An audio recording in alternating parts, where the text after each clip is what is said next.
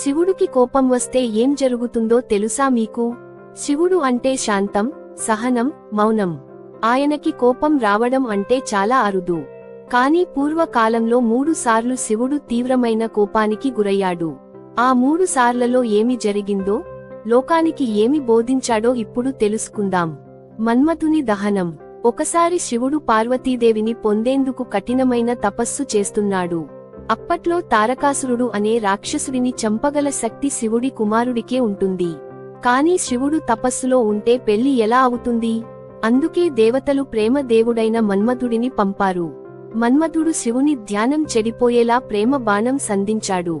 శివుడు మెల్లగా కన్ను తెరిచి, 3వ కన్ను తెరిచిన క్షణంలో అగ్నిలా మంట వచ్చి మన్మథుడు భస్మమయ్యాడు. దీని అర్థం ఏమిటంటే, ఈ సంఘటన ద్వారా శివుడు చెబుతున్నది, శుద్ధమైన ప్రేమకి స్థానం ఉంది. కానీ స్వార్థ ప్రేమ, తపస్సును భంగం చేసే ప్రేమ నాశనం అవుతుంది. తరువాత సందర్భం. బ్రహ్ముని కుమారుడు దక్షుడు శివుడిని చాలా చిన్నచూపుగా చూసేవాడు. శివుడు తన కుమార్తె సతీదేవిని పెళ్లి చేసుకోవడం అతనికి ఇష్టం లేదు. దక్షుడు శివుణ్ణి నమ్మలేదు, గౌరవించలేదు. శివుడు మృగ్యాసనం, శ్మశానాలలో ఉండేవాడే అని చులకనగా చూసేవాడు. ఒకరోజు దక్షుడు ఓ పెద్ద యజ్ఞం, హోమం నిర్వహించాడు. అందరికీ ఆహ్వానం పంపాడు, కానీ శివుడికి మాత్రం ఆహ్వానం పంపలేదు.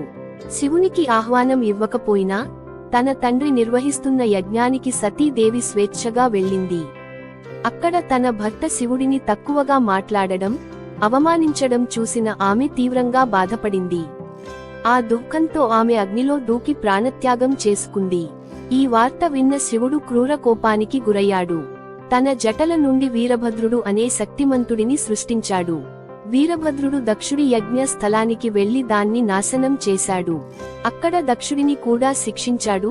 కొన్ని కథల ప్రకారం దక్షుడి తలను తొక్కి పారేశాడు. తర్వాత శివుడు తన కోపం శాంతించాక, దక్షుడు చేసిన పనికి శిక్ష ఇస్తే చాలు అనిపించింది. దక్షుడిని క్షమించి, అతనికి పశు తల, ఆవు తల పెట్టి తిరిగి జీవింపజేశాడు. ఇక్కడ బోధన ఏమిటంటే, అహంకారంతో కూడిన యజ్ఞం అనర్థమే. భక్తికి మార్గం శుభ్రత, అహంకారానికి కాదు. శివుడు కేవలం కోపంగా రాడు, అవసరమైనప్పుడు ధర్మాన్ని నిలబెడతాడు. పూర్వకాలంలో త్రిపురాసురులు అనే 3 రాక్షసులు ఉండేవారు. వాళ్లకు బ్రహ్మదేవుడు వరమిచ్చాడు.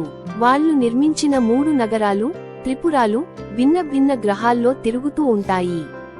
ఈ 3 నగరాలు ఒకే సమాంతర రేఖలోకి, సేమ్ లైన్ లోకి ఒకసారి మాత్రమే వస్తాయి. అది 1000 సంవత్సరాల్లో ఒక్కసారి. వాళ్లకి వరం ప్రకారం ఆ 3 నగరాలు ఒకే లైన్లోకి వచ్చినప్పుడు మాత్రమే వాళ్లను చంపడానికి అవకాశం ఉంటుంది. అది కూడా ఒక్క బాణంతో మాత్రమే సంహరించాలి. ఇలాంటి అసాధ్యమైన వరాన్ని పొందిన త్రిపురాసురులు చాలా అధిక బలంతో లోకాలను బాధించసాగారు.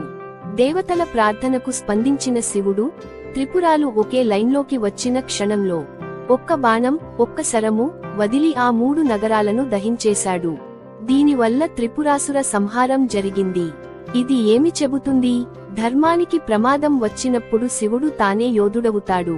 తాంత్రిక శక్తి తప్పుగా వాడితే ఎంత శక్తివంతులైన శివుడి బాణం నుంచి తప్పించుకోలేరు. మన్మథుని దహనం శారీరక ఆకర్షణ కన్నా మనసు పరిశుద్ధత ముఖ్యమని చెబుతుంది. దక్ష యజ్ఞం ధ్వంసం అహంకారం ధర్మం కాదని సూచిస్తుంది. త్రిపురాసుర సంహారం లోక రక్షణకు శివుడు ఎలా తానే ముందుకు వస్తాడో చూపిస్తుంది. శివుడు కోపిస్తే అది వినాశనం కోసం కాదు, సంరక్షణ కోసం. శివుడు కోపించిన చోట ధర్మం పునరుద్ధరమైంది. ఆయన కోపం భయం కలిగించేదిగా కాదు, భక్తుల రక్షణ కోసం. మీరు శివుడిని శాంతమూర్తిగా మాత్రమే కాదు, ధర్మ రక్షకుడిగా కూడా భావించాలి.